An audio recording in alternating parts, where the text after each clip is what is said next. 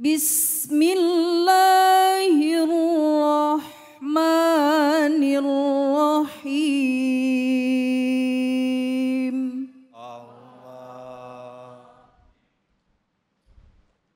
Wa in aqahtum fa'aqibu bimithli ma uqihtum bih wa la in sabartum lahuwa khairul lis-sabirin.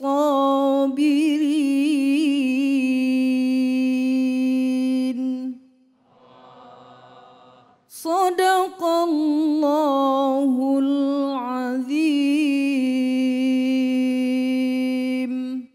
Maha benar Allah dengan segala firman-Nya. Dan jika kamu memberikan balasan, maka balaslah dengan balasan yang sama dengan siksaan yang ditimpakan kepadamu. Akan tetapi jika kamu bersabar, sesungguhnya itulah yang lebih baik bagi orang-orang yang bersabar. Quran Surat An-Nahl ayat 126. Baik, untuk mempersingkat waktu, mari sama-sama kita gali keilmuan dari guru kita. Mudah-mudahan ini menambah keberkahan untuk hidup kita. Kepada guru kita Al-Mukarram, Guru Ustadz Muhammad Nur Effendi, waktu dan tempat kami persilakan. Tafadol, sallu ala Nabi Muhammad. Syukran katsir kepada Ustadz Yoga yang sudah memandu acara ini. Mudah-mudahan acara kita bawa keberkahan buat kita sekalian. Bismillahirrahmanirrahim. Assalamualaikum warahmatullahi wabarakatuh. Alhamdulillah wassalatu wassalamu ala rasulillah amma ba'd. Alhamdulillah, puji syukur pada Allah Subhanahu wa taala. Bapak Ibu yang dirahmati Allah Subhanahu wa taala, saatnya kita bersama-sama untuk tadabbur salah satu ayat Allah Subhanahu wa taala yang tadi sudah dibacakan oleh qari'ah kita. Mudah-mudahan pesan dari ayat tersebut yang juga sudah terjemahkan oleh Ustadz Yoga bisa betul-betul kita fahami. Ketika Allah mengatakan wa in aqabtum fa'aqibu bimithli ma uqibtum bihi wa la in sabartum lahu khairul lis-sabirin. Salah satu asbabun nuzul tentang ayat ini Bapak Ibu rahimakumullah adalah terbunuhnya pamannya Nabi Muhammad sallallahu alaihi wasallam. Jadi paman Nabi dibunuh sama orang musyrik ya yang bernama Sayyidina Hamzah sampai dicabik-cabik ya. Sehingga dalam sebuah riwayat Nabi kita Muhammad sallallahu alaihi wasallam sempat mengatakan bahwa akan ada upaya untuk membalas dendam. Ya. Nah, itulah kemudian menyebabkan ayat ini turun ya. Ayat ini turun untuk mengingatkan kepada Rasulullah SAW. Jadi pada hakikatnya ketika ayat turun buat Nabi, ini juga pelajaran buat umat Nabi Muhammad SAW. Ibu Bapak rahimakumullah, saya kalau mau nanya sama ibu-ibu ya, satu hal saja. Kalau ibu misalkan disakitin orang satu kali, apa yang ibu melakukan? Kira-kira apa Ustadz Yoga? Balas pastilah. Dibales. Balasnya apaan berapa kali? Balasnya sampai sepuasnya ya Bu ya. Jangan ya Pak. Ya, Bu, kira-kira ibu disakitin nih sama suami ibu. Ya, pernah gak disakitin sama suami? Sering? Sering Mbak ya? Sering nyakitin suami istrinya gitu. Ibu saya mau tanya, apa yang ibu perbuat kalau seandainya ibu disakiti sama suaminya? Marah. Misalkan ibu diapain sih kalau disakitin biasanya ibu diapain Bu? Hah? Ibu mah cuma nangis katanya guru. Cuma nangis doang. Nangis cuman. Ya. Contohnya nih ibu tiba-tiba dimarahin sama suami ibu. Nggak ada sebab. Kira-kira ibu bisa marah atau ibu diam? Marah apa diam? Marah juga? Masya Allah ibu luar biasa. Kalau bapak-bapak saya mau nanya. Ya, misalnya kita bicara yang dekat dulu deh ya. Di lingkungan keluarga saja. Kalau bapak punya anak, Anak bapak tiba-tiba disuruh melawan. Akhirnya berkata-kata yang buruk kepada bapak. Kira-kira kan bapak disakitin tuh. Ya, sama anak sendiri. Apa tindakan bapak kira-kira? Hah? Ditempeleng. Tempeleng tahu nggak Bu? Diapain lagi kira-kira Pak? Karena pernah ada kejadian jamaah rahimakumullah, ya. Ini sebuah kisah yang harus kita ingat. Bagaimana seorang ibu di saat dia sedang mempersiapkan hidangan buat tamu yang akan diundang ke rumahnya, makanan disiapkan, tiba-tiba anaknya yang masih kecil itu, ya, dengan tanpa dia mengetahui apa yang dilakukan itu salah atau tidak, intinya itu semua hidangan ditaburkan kotoran atau semacam tanah atau semacam pasir, sehingga makanan yang itu sudah disiapkan menjadi bermasalah. Pertanyaan saya Bapak Ibu sekalian, kalau Bapak Ibu dalam kondisi seperti itu kira-kira marah apa tidak? Diapain tuh anak Bu?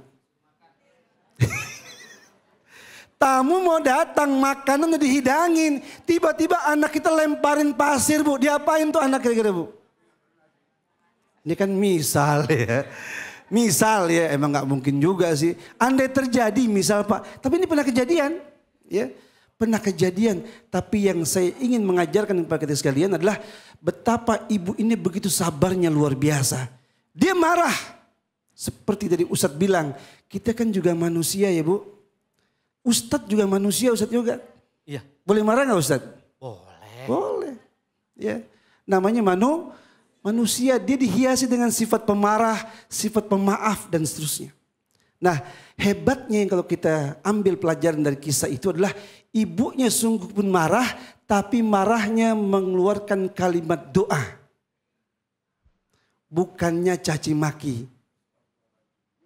Kalau ibu-ibu di sini gimana? Doa bukan? Yang benar. Kalau bapak-bapak doa bukan? Kalau orang itu Bu, ibu itu langsung mengatakan idhab. Dia marah, disuruh pergi itu anak. Tapi kemudian keluar kalimat doa dari mulut ibunya. Apa doanya? Ja'alakallahu imam al-haramain. Semoga Allah menjadikan kau imam di dua kota suci. Benar Bu, akhirnya orang ini Bu yang tadinya kecilnya kayak begitu nakal kata kita. Besarnya dia jadi imam besar di masjid yang disebut sebagai Masjidil Haram, di Masjid Nabawi, di kota suci Mekah Al-Mukarramah. Masya Allah, tabarakallah. Itu berkata apa Bu? Kemarahan tapi dihiasi dengan doa. Ini pelajaran Bu. Jadi kalau kita misal merasa dikhianati sama orang, disakiti sama orang. Tadi Quran yang kita belajar dari surah yang pertama dibahas sama Ustadz Jailani tadi. Ya, itu juga salah satu pelajaran penting Bu.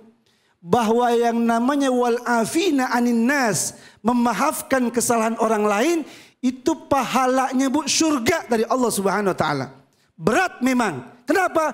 Kita sudah difitnah orang, dihina orang, dijelek-jelekin orang, sampai orang akhirnya tahu kita ini menjadi orang yang cemar namanya. Tiba-tiba dia datang kepada kita minta maaf, maafin saya ya, saya nggak sengaja. Pertanyaan saya Bu, Ibu kira-kira kalau seandainya diperlakukan begitu, dimaafin apa tidak? Ya Allah, berarti Ibu nih ilmunya dipakai. Ya, kalau Ibu ternyata nggak maafin, berarti teori ilmu yang barusan diajarkan berarti nggak ada guna. Makanya manfaatkan tuh ilmu yang tadi dibahas tuh yang pertama juga tuh, kaitan dengan ayat ini juga. Allah bilang apa? Wasari'u ila maghfiratin min rabbikum wa jannatin arduha as-samawati wal ard uiddat lil muttaqin. Sengaja saya ingetin lagi nih, ya. Karena namanya manusia kadang suka lupa, perlu diulang lagi. Walaupun tadi Ustaz Jalil udah mengingatkan, ya. Tapi saya ingin mengkombinasikan ayat ini supaya kita makin mantap, ya. Kalau seandainya ada orang ternyata melukai hati kita, menyakiti kita, memfitnah kita, berbuat yang jahat kepada kita, maka sabarlah sikap yang harus kita kedepankan. Memang gak gampang Bu. Betul gak Bu? Gak gampang, berat. Tapi karena berat itulah Allah sediakan surga buat kita sekalian. Alhamdulillah. Maka dari itu jamaah sekalian rahimakumullah, ini pun juga dicontohkan oleh Nabi kita Muhammad sallallahu alaihi wasallam ketika ayat ini turun kepada beliau, akhirnya kita tahu beliau adalah seorang pemaaf yang luar biasa. Nabi kita Bu Jangankan yang namanya dakwahnya Bu. Kadang-kadang dia dakwah bukan sambut yang didapat, ya malah disambit oleh orang-orang yang dakwahkan. Tapi apa yang keluar dari kalimat beliau dari mulutnya? Doa untuk mereka. Kita tahu kan dalam sejarah itu, Allah mahdi qaumun fa innahum la ya'lamun. Ya Allah berikan hidayah kepada mereka. Karena mereka pada hakikatnya tidak tahu. Itulah pelajaran yang sangat penting yang harus kita ambil. Ya, memang kita bukan nabi, tapi kita umatnya Nabi Muhammad SAW. Beliau teladan kita. Paling tidak bisa kita ambil contoh buat kehidupan kita. Ya, maka pesan terakhir saya, Bapak sekalian rahimakumullah, dalam kehidupan rumah tangga kadang-kadang, ya di waktu yang terbatas ini saya ingetin. Kalau bapak misal suatu saat ya ada dilihat sama istri hal yang tidak enak, ya karena kan suami kadang-kadang melihat tuh ada yang menyenangkan, ada yang menyenangkan. Pesan saya, seandainya bapak melihat sesuatu yang tidak mengenakan pada diri istri, ketahuilah di sebahagian lain yang Allah berikan sama dia banyak kebaikan yang harus kita lihat. Kadang-kadang mohon maaf Ibu, dalam hidup keluarga ini, dalam berumah tangga, kalau ada hubungan yang gak bagus, seorang suami melihat istrinya bermasalah, satu kesalahan. Ternyata yang seringkali dia lupakan adalah kebaikan yang lainnya Ustaz Yoga. Jadi satu kesalahan kayaknya udah semuanya jelek semuanya. Betul gak Bu? Betul. Betul gak Pak? Betul. Sama juga kayak bapak-bapak nih, baru satu kesalahan dibuat kepada istrinya. Tuh ibu kadang-kadang lupa sama kebaikan-kebaikan yang lain tuh. Kayaknya udah jelek aja semuanya itu. Nah, pesan saya mulai saat ini kalau ada hal yang demikian kita alami, maka doakan yang terbaik buat mereka. Ya, doakan yang terbaik buat mereka, sabarkan, kemudian yakinlah perbuatan tersebut akan mendapatkan balasan surga dari Allah Subhanahu wa taala. Amin ya rabbal alamin. Demikian Ustaz Yoga. Baik, terima kasih. Alhamdulillah baru saja sudah sama-sama kita dengarkan pemaparan tafsir Quran surat An-Nahl ayat 126 yang disampaikan oleh guru kita, murabi kita yaitu Ustadz Muhammad Nur Effendi. Terima kasih guru, dan yang ingin bertanya saya coba minta semangatnya. Coba yang mau bertanya acungkan tangannya mana?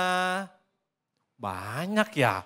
Alhamdulillah, saya coba izin yang depan aja. Ibu yang pakai baju warna kuning apa itu ya?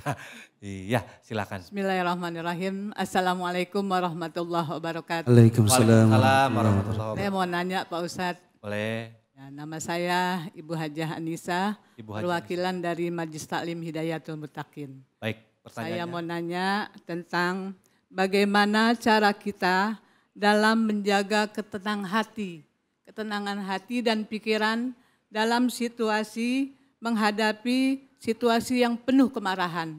Itu aja Pak Ustadz, mohon penjelasannya. Baik, langsung saja.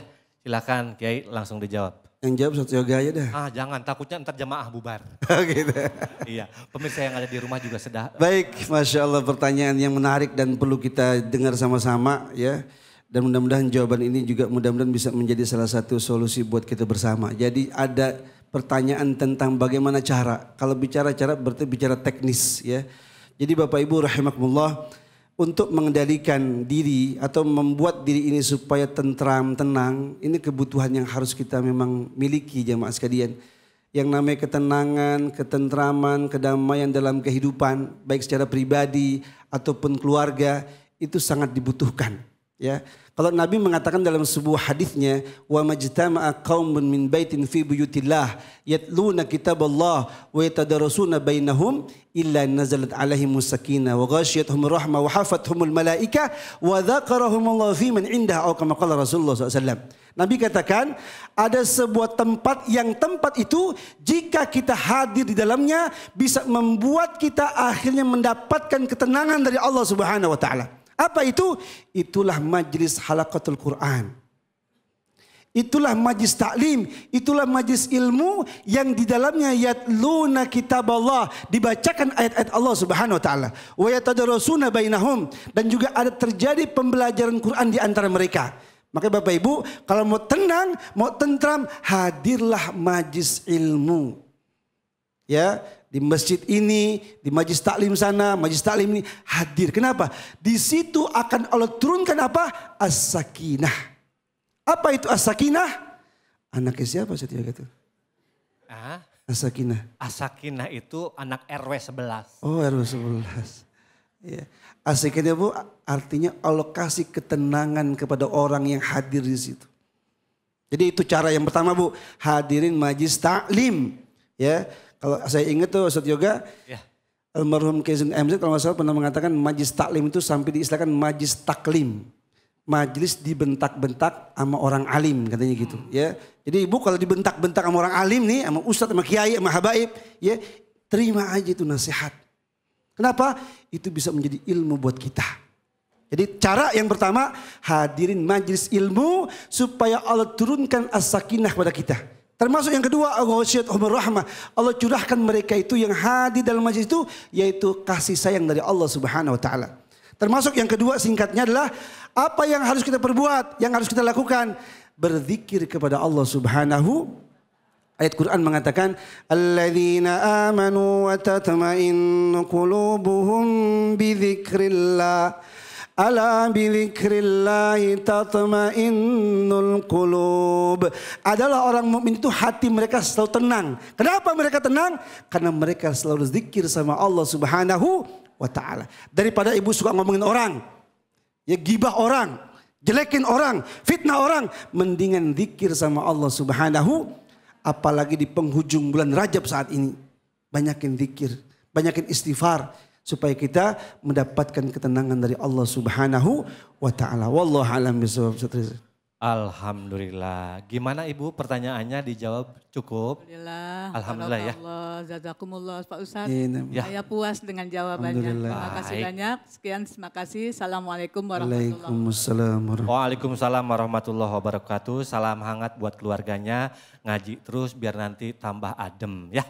Baik, terima kasih guru yang sudah menyampaikan pemaparan ilmunya, yaitu guru saya Ustadz Muhammad Nur Effendi. Selanjutnya para pemirsa yang ada di rumah dan yang hadir di sini di majelis taklim ini, jangan kemana-mana karena nanti kita akan lanjut kembali di segmen berikutnya. Jangan kemana-mana, tetap di Cahaya Hati Indonesia.